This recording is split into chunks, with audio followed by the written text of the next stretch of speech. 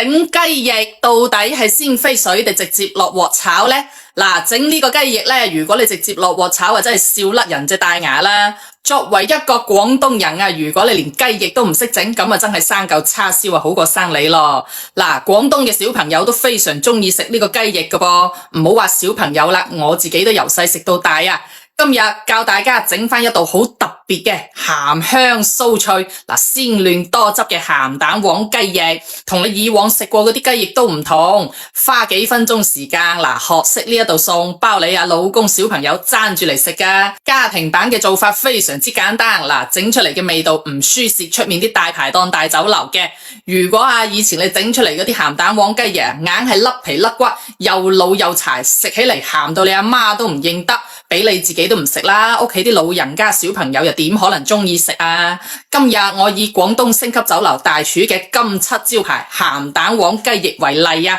將呢個配方免費分享俾大家，等你喺屋企都可以做到鹹香適中，外酥內嫩，好食到舐舐脷嘅一個鹹蛋黃雞翼，真係諗起都流晒口水啊！想學嘅可唔可以點返個唔使錢嘅小紅心同大拇指收藏視頻，亦都可以轉發俾你身邊中意食雞翼嘅一個屋企人同朋友，等大家一齊學識呢道餸。做法好簡單，好似我咁樣，先將個雞翼兩邊咁樣界幾刀佢，放蔥薑料酒醃下辟個腥味，然後落一細殼嘅生抽，再打一隻雞蛋落去，等隻雞翼呢就咁樣包裹晒嗰啲雞蛋液佢。咁樣整出嚟嘅雞蛋非常之好食，好嫩口嘅，揸佢醃佢10分鐘。然後將呢個雞翼均勻咁裹一層粟米澱粉，一定要開細火慢慢咁煎佢，煎到個雞翼就出晒啲油脂出嚟，咁樣煎出嚟先好食嘅。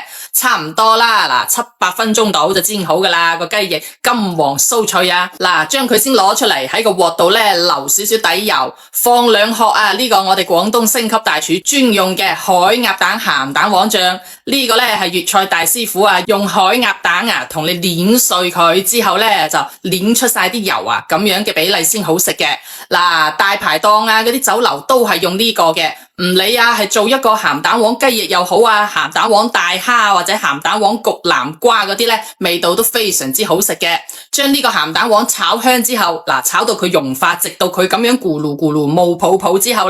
我哋就將個雞翼倒翻落去，求其兜翻佢3兩嘢，每隻雞翼都裹晒啲鹹蛋黃喺上面之後咁樣整出嚟嘅雞翼外酥內嫩，鹹香適中，隔住9條街你都可以聞到啲鹹蛋黃醬嘅味道關鍵係呢個鹹蛋黃醬經過無數客戶一致好評先調出嚟嘅呢個口味，整出嚟嘅雞翼呢個顏色好靚仔，鹹香度嘅話又啱啱好，2斤嘅雞翼你就落3匙羹左右就得噶啦。呢一個鹹蛋黃醬好多顧客嚟到我哋酒樓食完我哋嘅鹹蛋黃雞翼之後，都要帶翻3-5樽翻屋企噶，自己整都可以整到鹹香適中口感好清新嘅一個鹹蛋黃雞翼啦，好食到你流口水